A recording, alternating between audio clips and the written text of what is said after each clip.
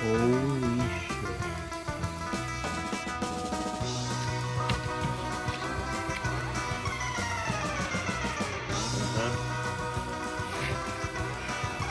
It's time. Oh shit. Look at that. Now, I've had this shirt for a very, very, very long time. As you can see, like whenever I wash it or try to iron it, a lot of the, lettering is coming off, but still I keep it to this day because I just love it so much. It's a favorite of mine. It always will be. And if you guys are asking about the record over there, by the way, see that thing? This is actually for my darling Sophia. I love you, honey bunny. She literally gave me this on her anniversary. I have the record player right over there. I just thought it'd be funny to use it as a briefcase and show you guys this, because this is honestly awesome. Like my honey bunny is amazing. When she got me this, and I just couldn't be any more proud of her. She just knows me. She knows my taste in music, film, everything. Like Pulp Fiction has all my favorite songs in it. Like we have songs like whatchamacallit, Flowers on the Wall, freaking Son of a Preacher Man, Lonesome Town, Jungle Boogie, all those classic songs are gonna play right here. And I'll play them throughout the video, of course, on the record player over there.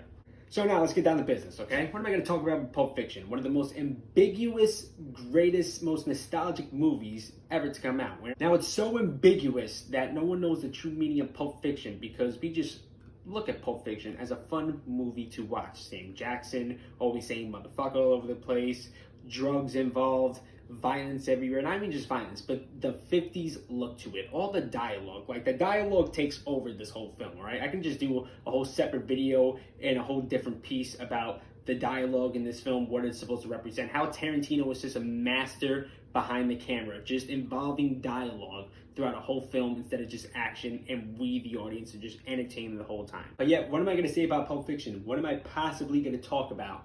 What am I going to bring up? What aspects? What can I analyze throughout this film, right?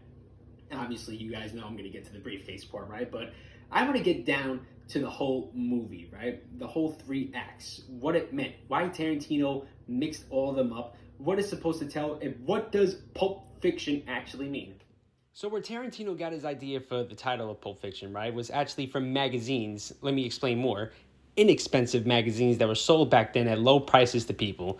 Now, these magazines were sold from the late 1800s to the late 1950s, and they told stories about aliens, monsters, zombies, all kind of American propaganda to like scare the shit out of Americans back then. I mean, Pulp Fiction stories could have been anything back then. Ghosts, westerns, bank robberies, or also stories dealing with the supernatural. And that's what I have to talk about in this video right here. And when we watch this movie, we see a lot of 50s references, right? I mean, even the restaurant that Mia and Vincent go in, it's all 50s. You got Ed Sullivan, Marilyn Monroe, James Dean, all those kind of people. People in our generation growing up, right? Probably my age, we feel a lot of nostalgia, right? I don't know why people would just always want to go back in time for some odd reason. Like, it's weird. Like, people from the 50s want to grow up in the 20s, and freaking people from the 80s want to grow up in the 50s. Like, it's weird like that, right? But our time, right, we want to go back to the 80s. Like, there's so much 80s nostalgia coming out. Oh, of course, that is because it has to do with Back to the Future, with the whole 80s and 50s concept, but it's just our nostalgic way of American society with cowboys, all like Roy Rogers, all this shit. Tarantino takes us through a time, right? It looks familiar. It looks like it's the 50s in Pulp Fiction, but it's not. You see, this is where I have to talk about Pulp Fiction here, ladies and gentlemen, right? What does it mean? What is the concept? Is there something bigger throughout all this? Is there something supernatural going on here, right? Yes, indeed, there is. Now, Tarantino takes us back, right, to the first act, even though it's the third act. Why would he go back to the same place he started the movie with, right? I swear, these directors in the beginning of movies and spoilers, but there's a reason for this. This is when the supernatural theme kicks in and everything is explained in the movie. But you're like, how, Steven? Explain. Well, obviously, the gunman that was hiding in the bathroom and then comes out and shoots at Vincent and Jules, but completely misses, and Jules calls it divine intervention that God saved them. Now, most fans still debate to this day. Was it divine intervention, or did he just completely miss all the bullets? Was he a bad shooter? Well, I have the answer. I mean, for Christ's sakes, there's no denying it. This guy was supposed to kill Jules and Vincent, but didn't. And I do the math all the time in this shit. I rewind, I go back, I fast forward, go in slow motion. Like, he had a direct hit in all 6 shots that he took, but yet completely missed them all because of supernatural experiences. I mean, this guy wasn't shooting just standing in one place. He literally ran out the bathroom, speed walked up to them, not even 6 feet apart, and shot at them and completely missed. I mean, look at Jules' hair right now, right? There's a light shining over him in a very dark room, and there's a reason for that. God indeed saved this man's life. I have to say, there are no main characters in Pulp Fiction. Obviously, there are no main characters. But if I had to think of one, it's got to be Jules. Jules is the most powerful, greatest character in this film, and not even just in this film, just like the greatest character in all Tarantino's films. Like, he's too much of a great fucking character. God literally saved Jules and Vincent's life that day. And it kind of all has to make sense, because when I talk about this, I have to talk about why they were there and why God saved their life. Not just why. Yes, God could have saved Jules' life to make him change his mind and his ways from the violence he's always done all his life and all the killings. God forgives. But yet, there was something else supernatural going on in that room when Brett was getting shot, and especially when Jules and Vincent were opening up that briefcase. And that is going to take me to my next theory. The briefcase. It has been debated for years and years and years. What exactly is in that briefcase? And I think I finally uncovered it. Now, for me to talk about the briefcase, I have to talk about what's inside it, the symbolism, and even the code. Now, the code is 666. Now, it could have been Marcellus Wallace's soul in there, right? But like that's too deep and too almost like fictional in a way, right? Because his soul would still be inside him. So I wouldn't go with that theory, because the guy is still conscious and know what he's doing. You know what I mean? Before I could talk about what's in the briefcase, we got to talk about the briefcase. You know what I mean? The combination is 666 for the briefcase. The mark of the beast, of course, everybody knows that. But when it opens up, it's like a shine of golden light in there. Like, it kind of doesn't make any sense. Like, you know what I mean? Like, something that has a sick combination of 666, the devil's number, literally. What can be so valuable and so golden in there? Like, nothing evil is in that briefcase. We know that for sure. But we can go a little bit on the theory of Marcellus Wallace's soul in jeopardy. It's not in the briefcase, but his soul and his fate and everything is at risk as of right now. And he's trying to change something about himself. Trying to do something. But what is that something? And what is that something in the briefcase? I mean, it's gotta be the Holy Grail. I mean, come on, how much evidence do you truly need? So, evidence number 1 of my theory, Vincent takes out the briefcase while they're in Brett's house and Terry getting all the teenagers, and literally takes the briefcase and flips it over. Like, there's nothing in it. Like, it's almost lightweight. There's no way there are gold plates in there or diamonds or anything heavy. So, it can obviously be one object. And that object obviously is the Holy Grail, which brings me on to evidence number 2 and the strongest evidence in this movie. Pumpkin and Honey Bunny. You see, these are 2 people, right, that have robbed diners, banks, and other shit all their lives, right? They're just 2 well-known masterful thieves. They know how to rob shit and get away with stuff. But when Pumpkin goes up to Jules and asks him to open up the briefcase, he gets stunned, shocked. Now, any other bank robber or thief, right? If there were diamonds or gold plates in there, they would have just took it without asking, just all in a rush. This man was stunned for more than 30 seconds looking at that briefcase saying, "Is that what I think it is? It's beautiful." Like, why would he say, "Is that what I think it is?" Like, he had to think, like, it's something fictional. There's no way this exists. How do you have this? Like, oh my God, it's really beautiful. Like, he didn't even attempt to, like, try to snatch it or steal it. Like, even the simple but subtle reply by Jules, right? When Pumpkin asks him, "Is that what I think it is?" He just replies, "Mm-hmm." Like, yeah, this is it, man. This is the holy fucking grail. You didn't think this shit was real, right? But it is. And then that's when Jules had Pumpkin distracted and then went in, not just for the kill, but for something bigger, since his divine intervention changed him. You truly need. I mean, the Holy Grail, obviously, we know its powers. You drink from it, you not only just get young and have immortality or just have good fate on you, you drink it, you're blessed. You want to change everything in your life. But it really depends. When did Marcellus Wallace drink the Holy Grail? Did he drink it before when he was still trying to hunt down Butch? Or did he drink it after? Who knows? But maybe the Holy Grail changed him or didn't. Maybe something else changed Marcellus Wallace. Like I said, I have rewatched this movie 3 times this week, and I have caught more stuff from it, more glimpses. Like I always say, rewatch stuff, you'll get to know more about it. You find something new every time you watch it. So you guys are probably asking, what about Bruce Willis's character, Butch? What's his connection to my theories of the supernatural and 50s nostalgia? What's his connection or his storyline at all connected to anything in Pulp Fiction with the first and third half? Like, they're all completely different scenes, but they're all connect. Now, we already connected the first and third half, but what about the second half? What's his story?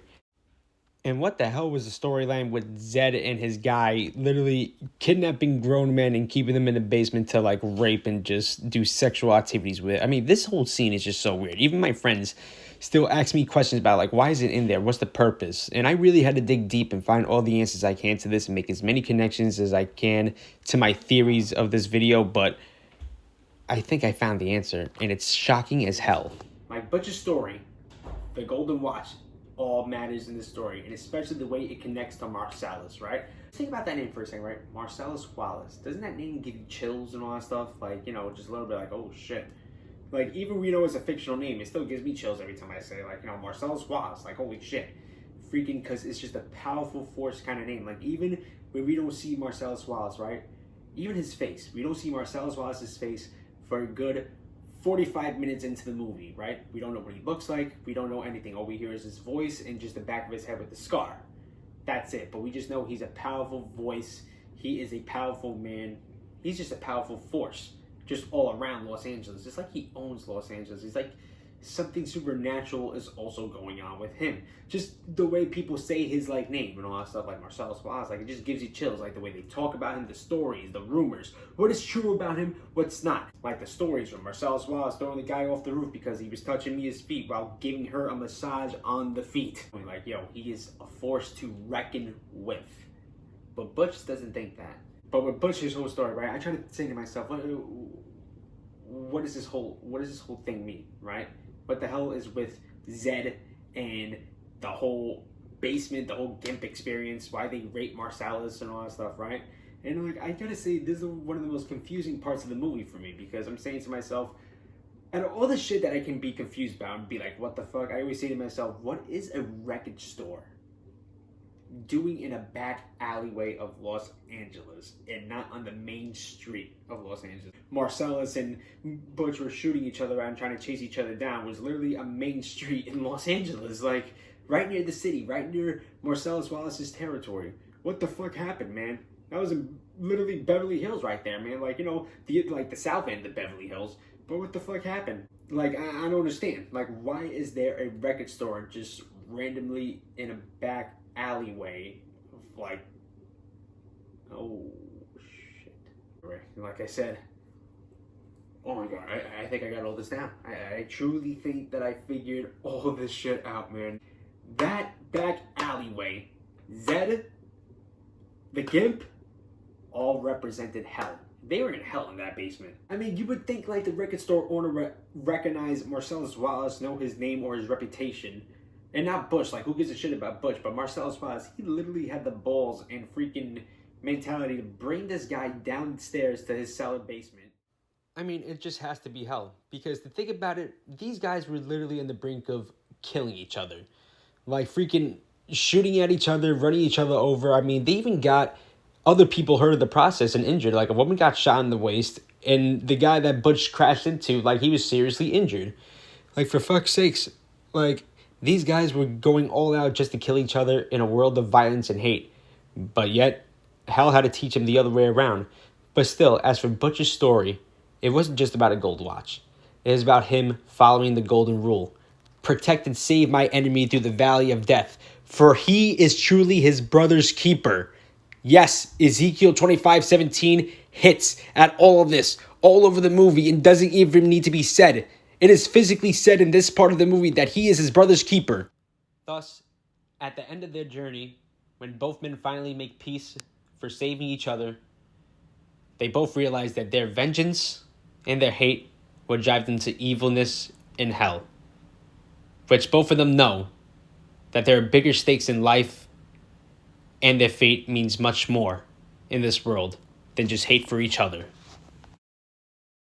Now you're all probably saying, Steve, What about Mia Wallace? What about the wife? What about her? She's like the biggest role in this movie and one of the biggest influences of it and the most ambiguous character. What can I possibly say about Mia? What is her story?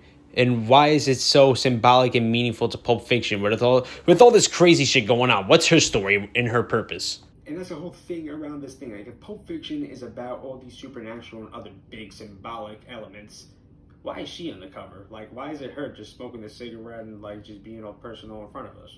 You know what I mean? Maybe she is the pure element and personification of temptation. Like I said, this whole movie is about supernatural elements, especially heaven and hell, all that shit. You know what I mean? I don't care what any of you guys say anymore. This movie, right, literally gets into the psychological meaning and philosophy of heaven and hell, demons, angels, what they look like, what they sound like, and how we perceive them. How we perceive heaven and hell, good, bad, right, and wrong. It's because Vincent has to take care of her for a night, right? Like, take her out, do whatever she wants, but not just have the capacity of touching her. You know what I mean? Not even to, like, grab her hand out of the car or even help her out somewhere.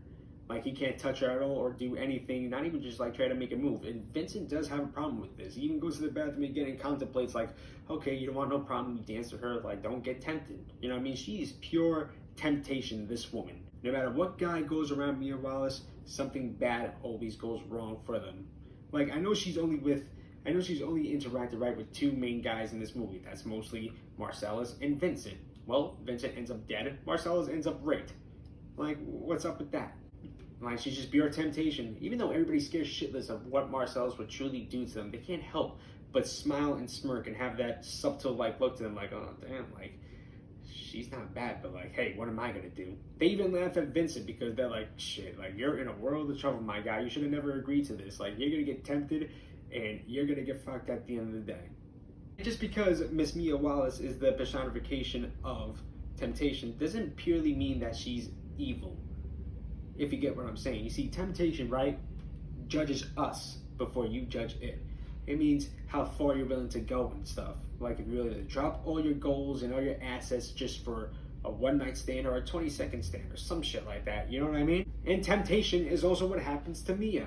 I mean, we all know that she's a cokehead. She likes to party and have fun lots of times. But, like, you know, she got tempted while seeing Vincent's bag of heroin and also takes it thinking that it's cocaine and she almost ODs. That was her fault. So that scene was also included because it might have to do a lot with the drug problem that has been going on in California. If you guys know the song Hotel California, in case you haven't noticed, it's one of my favorite songs of all time. But also, just to let you know, if you haven't noticed by now, if you listen to that song, yes, Hotel California is all about drugs. Yes, it is. It's nothing about us, it's just about drugs. The temptation of drugs, what it does to you, and what it's going to do to you in the beginning and the end of your life, no matter what. So we have a lot of biblical stuff in here. Temptation, hell, heaven, divine intervention, walking the earth, and also destiny as well. But we should just know, not just like watching it one time, but like say the second and third time, we should know the message by now. Everything that's said in it. It's literally a Bible passage of what is our fates, what do we choose? But that's not just a big question from it, right? It's the whole answer. Pulp Fiction is a whole answer. We didn't need any more answers from Jules after he said he was going to walk the earth. He did it. We didn't need any more answers from Vincent once he said he didn't believe that he got saved from God. And Vincent is just the foreshadow of death. Literally, this guy had so many chances, not just the divine intervention, but every time he went to the bathroom. The first time he went to the bathroom, Mia almost OD'd. Second time, Jules is getting robbed by Pumpkin and Honey Bunny. Third time was his ultimate demise, trying to kill somebody that got him first, which is Butch. And even Marcellus, at the end of the film. He's perfectly happy and good with Mia Wallace. Everything turned out great for him. Hopefully, he has changed his ways because we know he had to.